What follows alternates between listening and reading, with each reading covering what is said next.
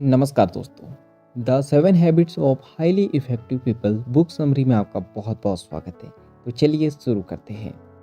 The 7 habits of highly effective people यानी अत्यधिक प्रभावी लोगों की 7 आदतें। यह स्टीफन आर कोवी द्वारा लिखी गई एक प्रसिद्ध पुस्तक है। यह पुस्तक व्यक्तिगत और पेशेवर जीवन में सफलता प्राप्त करने के लिए आदतों और सिद्धांतों पर आधारित है। स्टीफन कोवी ने इस किताब में उन आदतों को बताया है जो एक व्यक्ति को प्रभावी और सफल बनाती है। इन आदतों का पालन करने से न केवल कार्यों में सफलता मिलती है बल्कि यह व्यक्ति के चरित्र और मानसिकता को भी सुधारता है। तो चलिए बुक में बताई गई 7 हैबिट्स को हम लोग डिटेल में समझते हैं। आदत नंबर 1, प्रोएक्टिव होना। Be proactive. यह आदत हमें अपनी जिम्मेदारी को समझने और अपने जीवन की परिस्थितियों को नियंत्रित करने के लिए प्रेरित करती है। वो भी कहते हैं कि प्रभावी लोग अपनी स्थिति का कारण नहीं बल्कि इसका समाधान ढूंढते हैं। वे अपने कार्यों और विचारों के लिए जिम्मेदार होते हैं और किसी भी कठिनाई को अवसर के रूप में देखते हैं। यह आदत आत्मनियंत्रण, सकारात्मक सोच और किसी भी स्थिति में सक्रिय रहने का संदेश देती है। आदत नंबर 2, अंतिम उद्देश्य को ध्यान में रखें। Begin with the and in mind. इस आदत का मतलब है कि हम अपनी जिंदगी के उद्देश्य और लक्ष्य को स्पष्ट रूप से जानें और उसी के अनुसार कार्य करें। इसका मतलब यह है कि हमें अपने जीवन की दिशा को तय करना चाहिए और अपने सभी कार्यों को उस लक्ष्य की ओर अग्रसर करना चाहिए। कोवी ने इस आदत को व्यक्तिगत शास्त्र के रूप में बताया जिसमें हम अपने जीवन की दृष्टि और मूल्यों को जानकर उस दिशा में काम करते हैं। आदत नंबर 3, प्राथमिकताओं को पहले रखें। Put first things first.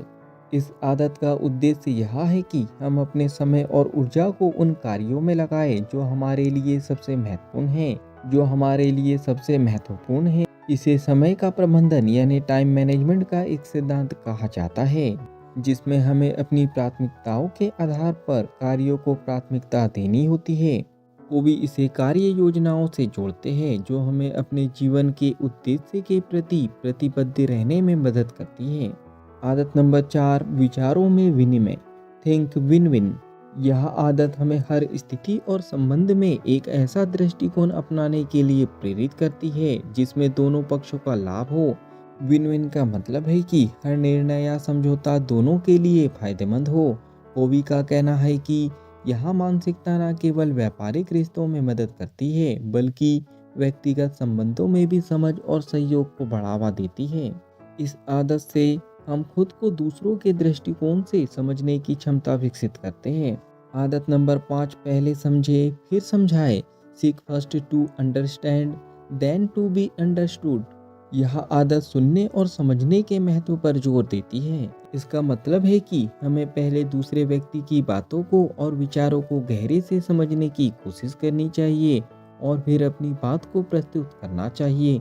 यह आदत हमारी संवाद क्षमता यानी कम्युनिकेशन स्किल और रिश्तों में सुधार लाती है।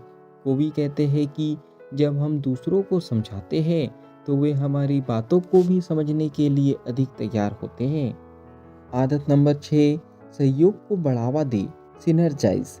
यह आदत टीम वर्क और सहयोग के सिद्धांत पर आधारित है। इसका मतलब है कि जब लोग एक साथ मिलकर काम करते हैं तो उनका संयुक्त प्रयास किसी भी अकेले प्रयास से अधिक प्रभावी हो सकता है।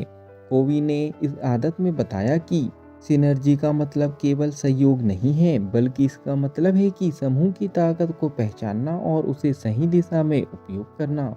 इसमें विभिन्न व्यक्तियों और विचारों का सम्मान करके एक साझा समाधान की ओर बढ़ना होता है। आदत नंबर 7, अपनी कुल क्षमता को बढ़ाए। Sharpen the saw. यह आदत निरंतर आत्मविश्वास और खुद को सुधारने के लिए महत्व को दर्शाती है। इसका अर्थ है कि हमें शारीरिक, मानसिक, सामाजिक और आध्यात्मिक क्षेत्रों में अपनी क्षमता का नियमित रूप से नवीनीकरण करना चाहिए।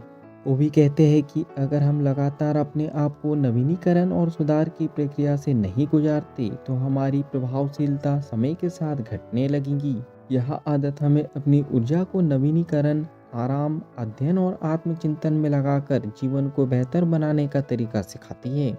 फाइनली हम इस किताब के निष्कर्ष पर पहुंच चुके हैं।